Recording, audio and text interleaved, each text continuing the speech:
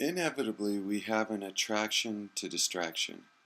We have things we want to accomplish in our lives or paths that we want to walk upon.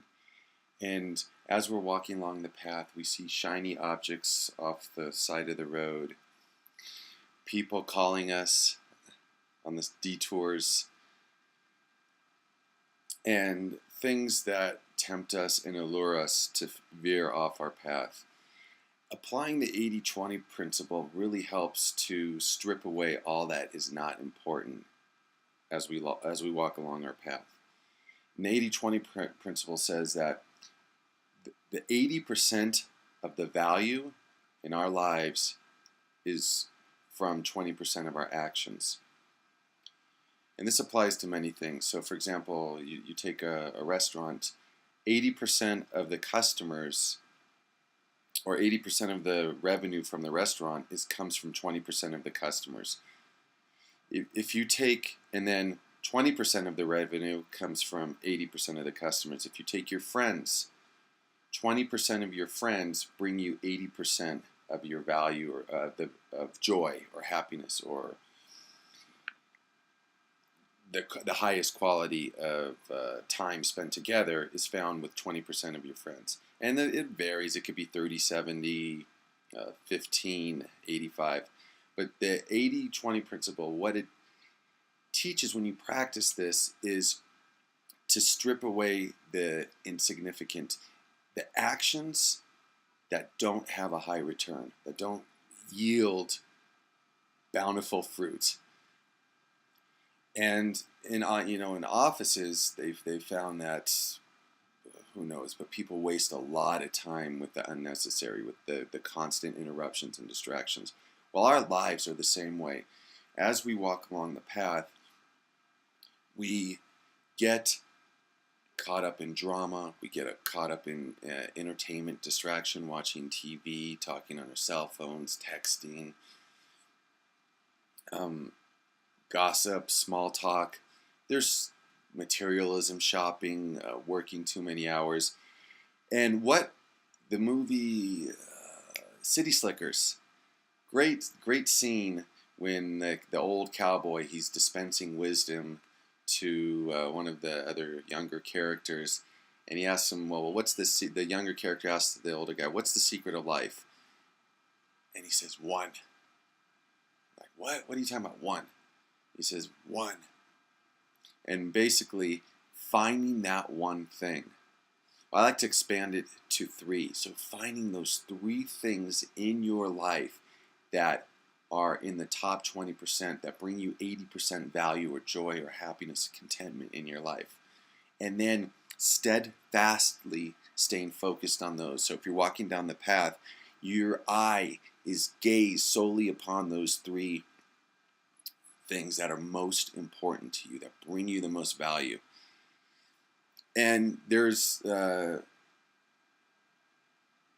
someone told me a story about they were training a dog, and they were training the dog not to eat meat off the table. And the first time the dog saw meat on the table, the owner would just sit back and look at the dog and see what the dog would do, and the dog would just go straight for the meat and eat it. And then the owner severely scolded the dog. Yeah, don't do that, so on. And the next time, the dog would not even look at the meat so that the dog would not be tempted. And that's one of the challenges when we're walking along our path is all the temptations. We have so much information, so much, the internet, we just get distracted with the internet, and so we're just constantly bombarded with distractions, temptations, and it steers us off our path. Very important to write your three things down, and these can be overall things. So if it's a job, that's what's most important, and that's what brings you passion. It could be your family, it could be your spiritual path, and then under that title, that heading, you write a plan of accomplishment. You break it down to the mini tasks that will get you on that track. And what you find is when you write it down, when you set a plan for its accomplishment, you become focused. You become like the dog focused on obedience, by not looking at the meat, by not getting distracted. And there's like a magnetic pull when there's a concrete plan of action that draws us towards our goals. Otherwise, it's so easy to drift. That's like a boat at sea. If you don't have a destination, you're just going to drift aimlessly at sea. And then we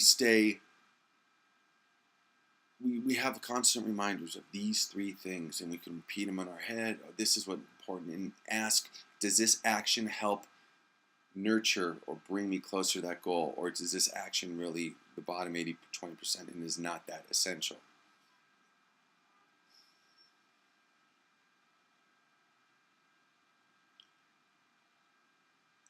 And what else you find is so much you start becoming aware and observing our daily actions, because really all a life consists is an accumulation of moment-to-moment decisions, and how we make those decisions. The moment-to-moment decisions determine habit patterns. Habit patterns determine behavior. Behavior determines your life. And the moment-to-moment decisions, which we think, oh, it's just, a couple minutes, just 10 minutes here, 5 minutes here, I'm distracted, I'm doing this. But the cumulus, sitting in front of the television, the accumulation of all these things, when we look back and reflect upon our life, are we going to say, boy, I wish I spent more time at the office. Boy, I wish I watched more TV. Or are we going to say, man, I'm glad I stayed focused on those three things and have been able to build this strong inner foundation of what I wanted to accomplish. And then you find things become, the trivial doesn't hold power over your life. The drama, the gossip, the complaining, the superficial stuff that really detours so many lives.